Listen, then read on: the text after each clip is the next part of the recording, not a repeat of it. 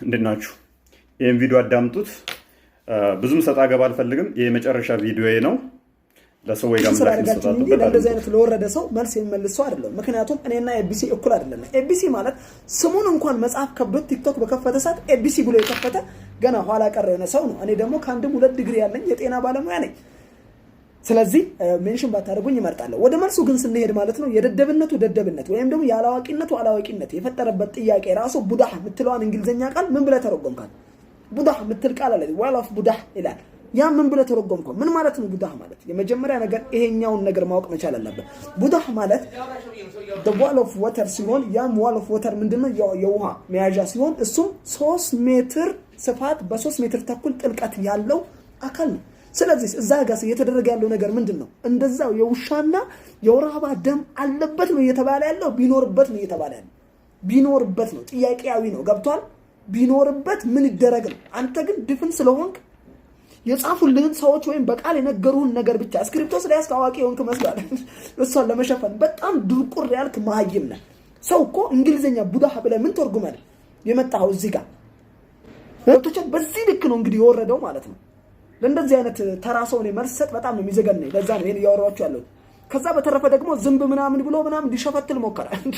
ዝንብ ማለት ይኸውልህ ይሄም ትልቁ ማህይምነትን ሳይንስ የሚባል በረገጠበት ረግጠ ማታል አካባቢ ሳይንስ እንኳን 4ኛ ክፍል እንዳልተማርክ የምታሳይ ሰው ነህ። ቢኮዝ ኦፍ አካባቢ ሳይንስ ላይ እንኳን ማለት ነው ሳይንስን የሚያቅሰው ጎግል አድርጎ ሳይንስ ያነባል። ዝንብ ማለት አንቲዶት በቀኝና በግራ ክንፏና በቀኝ ክንፏ በግራው መጥፎውን ስትይዝ በቀኙ ደግሞ ማርከሻውን ማለት ነው። ከመርዞ እስከ ማርከሻው ነው የተሰጣት። አንቲዶቷን ነው ዝንቧ በግራ በኩል የሚገባው። ይሄንን ማንበብ ነበረበት። ለምን አንተ ግን water is pure ውሃ ንጹህ ነው። በተጨማሪም ዝንብ በቀኝ ክንፍና በግራ ክንፍ በኩል ልዩነት እንዳለው ቁርአን ከ1400 ዓመታት በፊት ነግሮናል። ሳይንቲስቶች ደግሞ ዛሬ ላይ ሆነው ምድር ውስጥ ገብተው ሰማይ ላይ ወጥተው ያገኙት ነገር አለ።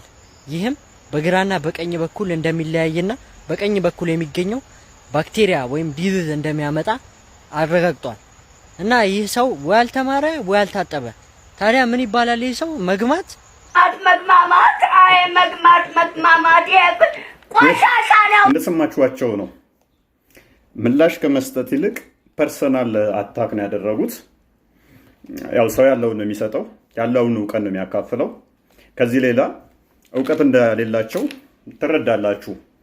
ያነሱትን ግን ነጥብ በነጥብ ድባቅ እንመተዋለን። ይኸውም ዝንብ መድኃኒት አላት። ስለዚህ የምትጠጡት ውስጥ ብገባ መድፋት የለባችሁም፣ ውስጡ ነክራችሁ አውጥታችሁ መጠጣት አለባችሁ የሚል የነብያቸውን አስተምሮ ለመደገፍ ሳይንቲፊክ ያልሆነ የጎግል ዕውቀት ይዘው መጥተዋል ማለት ነው። ይህም በመረጃ እናጋልጣለን። በቅድሚያ ግን ማንኛውም ጤናማ አእምሮ ያለው ሰው ዝንብ ቆሻሻ ላይ ካረፈች በክንፎቿና በእግሮቿ ባክቴሪያ ይዛ መታ መበሉትና መጠጡት ላይ ካረፈች ትበክለዋለች። ኢስ ኦብቪየስ ነው። ካካ በምልበት አካባቢ ላይ ዝንብ አለ እንበል። ዝንቦቹ ወረውታል። እናንተ እዛ ሻይ ስትጠጡ ከካካው ላይ ተነስተው ምጠጡት ላይ ገቡ። ያንን እንደ ነብያችሁ አስተምሮ ከሆነ ምጠጡት ውስጥ ዝንቦቹ ንክር ታደርጉና አውጥታችሁ ትጠጣላችሁ። ዝንቧ በእግሯ ምንድነው ዳክራ ይመጣችሁ ከካካ። ሌላ ኤግዛምፕል ልስጣችሁ። ካፌ ላይ መንገድ አስፋልት ዳር ቁጭ ብላችኋል። አስፋልት ላይ ብዙ ጊዜ ታያችሁ ፈረስ፣ የጋሪ ፈረስ አንዳንድ ቦታ ይቆማል። ሰውነታቸው ቁስልስል ይልና እዛ ይቆማሉ። የሚቆሳስሉትም በዝንቦቹ ነው። ዝንቦቹ እሱን ስለሚነድፏቸው ስለሚያቆሳስሏቸው አስፋልት ላይ የሚቆሙበት ምክንያት መኪና ሲያልፍ ዝንቦቹን በንፋስ እንዲያደርግላቸው ነው።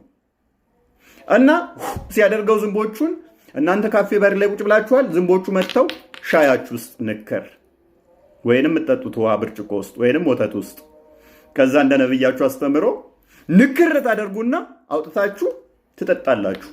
how stupid it is። ይሄንን ነው እኔ ሳይንቲፊክ ነው ብላችሁ ኧረ ተው አስቡ፣ ኧረ ተው። ሌላ ግን ልንገራችሁ። እንደ ዓለም ጤና ድርጅት መረጃ መሰረት ወይንም WHO እቺ ጥዝ እያለች የምትሄደው ዝንብ አለቻል ሁማን አፍሪካን ትራይፖኖሶማሲስ የሚባል በሽታ ታመጣለች። ይሄ በሽታ ወይንም ስሊፕ ሲክነስ ይባላል። በአመት እስከ 100,000 ሰው ይገላል። ስፔሻሊ ኢስት አፍሪካ ላይ ነው ደግሞ የበሽታ ያለው። ይኸው ደብሊውኤችኦ ያወጣው መረጃ ነው። ግለሰብ ያወጣው አይደለም። የዓለም ጤና ድርጅት ያወጣው መረጃ ነው የምሰጥህ እኔ። እንዴት ነው እኔ ከፍቅረኛዬ ጋር ቁጭ ብዬ ካፌ ላይ ከካካ ላይ ብለው የመጡ ዝንቦች ሻዋ ውስጥ ሲገቡ ዝንብ መድኃኒት በክንፏ ዛለች ብዬ ሻዋ ውስጥ ጭራሽ ጭምቅ አድርጌ ወደ ውስጥ ነክሬያቸው አውጥጬ ጠጪ ምላት? አይምሯችሁን አሰሩት እንጂ ይህ ጤናማነት አስተሳሰብ አይደለም። አንድ ሳይንቲፊክ ኤቪደንስ አታመጣም። የዓለም ጤና ድርጅት ነው ያለ ስለ ጤና ጉዳይ የሚያወጣው። ዝንብ መድኃኒት ነች የሚል የሰራበትን ስጠኝ መረጃ። እኔ ይሄው ሰጣለሁኝ። ዝንብ ገዳይ በሽታ እንደምታመጣ እንደምታስተላልፍ ማለት ነው። አንተ እስቲ ገዳይ በሽታ አታስተላልፍም የሚል አምጣ። ሁለተኛው ምንድነው? እሱ ስለ ነብያቸው ያልኩበት ላይ ነበረ።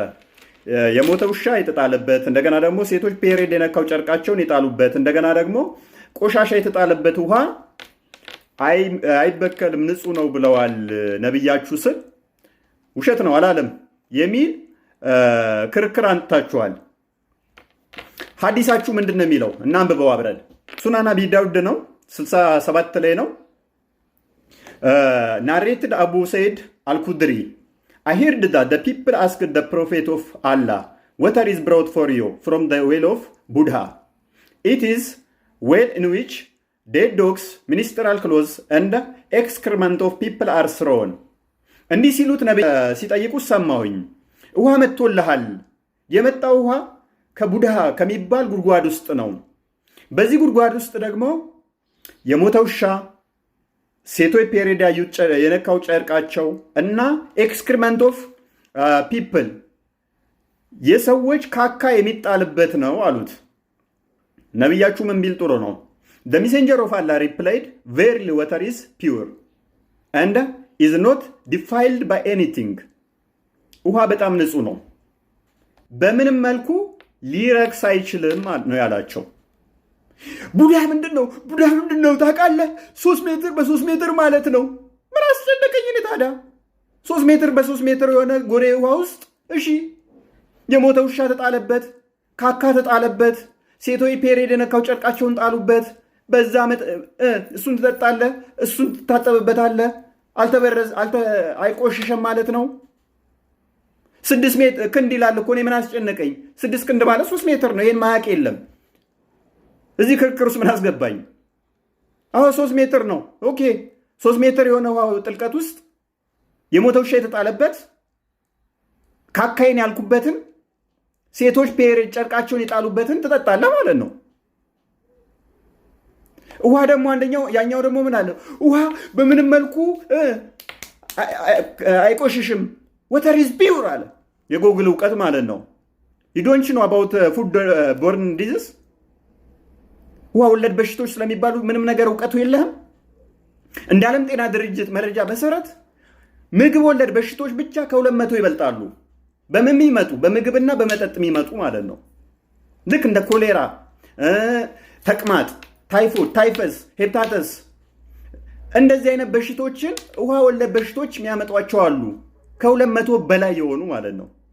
ውሃ በሽታ አይደለም። ካልሆነ እስቲ እኔ ቤቴን ወልውዬ ላጠጣሃ፣ ካልሆነ ሽንት ቤቴን ወልውዬ ላጠጣሃ፣ ካልሆነ እኔ ጥንብ አጥቤ ሰው ሲሞት አጥቤ ወይንም ደግሞ የፈረስ ምናምን ሲሞቱ እነሱን አጥቤ ላጠጣሃ። ውሃ ንጹህ ምንም ማይረክስ ማይቆሽሽ ከሆነ በተቅማጥ ብቻ ከምግብ ወለድ ጋር ተያይዞ በአመት ከግማሽ ሚሊየን በላይ ሰው እንደሚሞት የዓለም ጤና ድርጅት መረጃ ያሳያል። ኬት አምጥተው ነው ውሃ አይበከልም የሚል ሎጂክ ያስቀመጥከው? እስቲ የዓለም ጤና ድርጅት ያወጣው መረጃ አንጡ። ሙስሊሞች ሲጨንቃቸው የጻፉትን አይደለም፣ የመነጫጨሩትን አይደለም። በኋላ ዲስከስ ማድረግ እንችላለን። በተረፈ ፐርሰናል አታውቁን። እዛው 2 ዲግሪ ያለኝ who cares? ለምን 4 ዲግሪ አይኖረም? እኔ ማዝነው አንተ ፋርማሲ መጥተው መድኃኒት የሚገዙ።